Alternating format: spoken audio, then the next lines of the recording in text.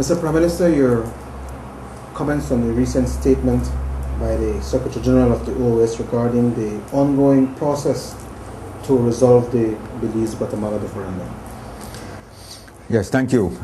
The Secretary General of the Organization of American States, Mr. Musa, has now made a recommendation that to reach a settlement between Belize and Guatemala over this long-standing differendum, that we should pursue going to the International Court of Justice to have a judicial or a juridical solution to the problem. This has come about because, as you know, we've had ongoing negotiations over the years, and as recent as September 2005, we began a new round of negotiations. But all these negotiations came to naught. In fact, in more recent times, we were trying to see if we could arrive at a settlement at least on the maritime areas, and even that has failed. So I think that's the backdrop to why the Secretary General of the OAS feels that, and has recommended, that we should now consider both parties going to the International Court of Justice to make a ruling on this matter. I should say that it's a recommendation that is not unexpected, but it's also a recommendation that will require very careful analysis and consultation with the Belizean people. And this consultation, this comprehensive discussion and analysis will take place not before, but after the general elections. In other words, we've always, in recent times, certainly since 1998, kept the Belize Guatemala issue, or the unfounded claim of Guatemala to our country, out of the partisan bickering. We've always maintained it as a bipartisan issue, a matter of national importance for the entire country of Belize, and certainly we would hope that this continues to be the case. And that is why we have decided that there will be not even discussion and consultations before the elections, but that this should take place after, and that the referendum will then decide in the end by the Belizean people. They will vote whether or not Belize should agree to go to court to settle this matter. That was my other question, sir, specifically about the issue of referendum for the people, the layman on the streets, referendum. Well, a referendum is like a plebiscite.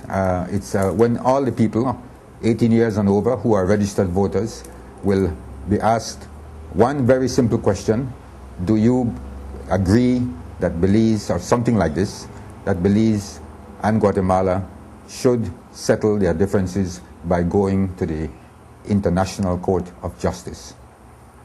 Of course, the background to all that is we will have to explain to the people what are the implications of going to court.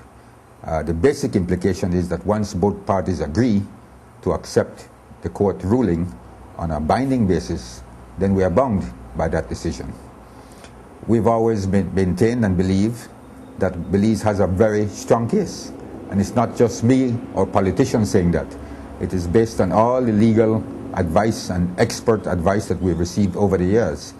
So I think it is quite an achievement in a sense if Guatemala agrees to have this matter settled juridically.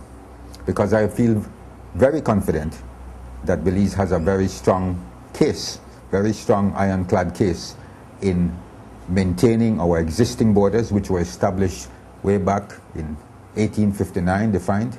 And of course, in terms of the law of the sea, in terms of the maritime matters, that will be determined by established law of the sea convention. But let me quickly add, it is not what I feel or what I suggest. It is what the Belizean people, after hearing all the arguments, the pros and the cons, they will decide in the end whether or not we go to court to have this matter settled. Can you draw an inference here? What if majority of Belizeans say this matter should not be taken to court? What will be the next step? The next step is, of course, we will have to try and maintain peaceful dialogue with Guatemala and perhaps try and resume negotiations, try and resolve it in a different way.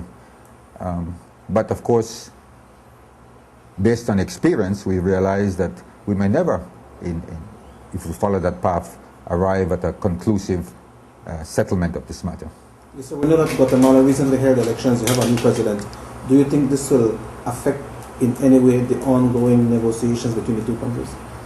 I don't think so, because I believe President-elect Colom is fully seized of the matter, fully understands the situation, and I believe that it's an auspicious occasion coming at this time that we should have this matter now being canvassed as to whether or not to go to court. In other words, I believe that the climate of peace between our two countries will continue.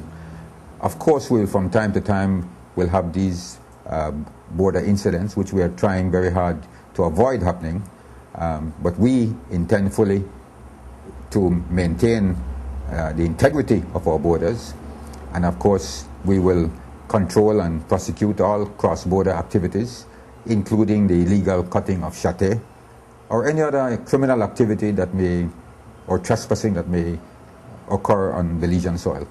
Sir, as well, I noticed that the process of relocating the settlers of Santa Rosa is ongoing as well. Yes, indeed, and this is part of the confidence building measures when we managed to get agreement with Guatemala to have these settlers relocated back into Guatemala. They've been here for many, many years, but they've finally agreed that they should return to their country, and that process has begun. All that's being awaited now is the homes to be built, and I know that construction, I am told, has started through the Organization of American States. So I'm very hopeful that, and we expect that those settlers will be relocated into Guatemala within a very short time. Mr. Prime Minister, you're leaving the country later today for Kampala, Uganda. Tell us about it. Yes, every 2 years the Commonwealth has a heads of government meeting, they call it CHOGAM, at the highest level, when the prime ministers or presidents of all 53 member states that belong to the Commonwealth meet to discuss issues of common concern. This year's meeting is taking place in Africa, in Uganda, in Kampala, Uganda. Also at this meeting, a new Secretary General will also be elected, quite incidentally. But there are some very important issues on the agenda, such as the criteria for membership of the Commonwealth. A lot of study has been done on that. As you know, from time to time, certain members have to be suspended when they do not observe the democratic principles in their governance. But a very important issue is coming up based on a very detailed expert study that was done by Professor Amartya Sen and his team, who were commissioned by the Commonwealth to prepare a study on this whole issue of respect and understanding, civil paths to peace. It is believed, and they argue very forcefully, that to reduce and to control violence in our world, and indeed internally in our country, it is based on very fundamental principles of respect and understanding among peoples, whether it's differences in religion, or whether it's differences of race, class, all these things. And of course, they also tackle the whole issue of poverty and inequality, and show how that contribute, if you like, towards this climate of violence and all that.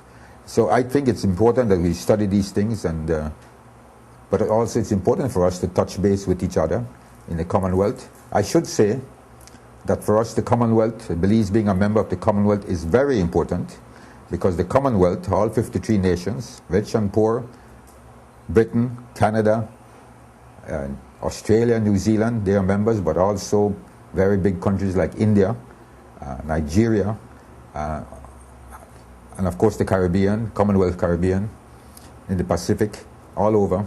So the Commonwealth is spread right around the world, and they have always given unwavering support to Belize's sovereignty and territorial integrity, and I do intend to ask for that again at this meeting. That was my other question, sir. Will you be presenting any paper, make any report, any presentation, so to speak? Yes, we will certainly give the Commonwealth heads an update on where we are in Belize, and in particular where we are in the situation with Guatemala. And I'm hopeful that they will not only understand our position, but will continue to give strong support to Belize.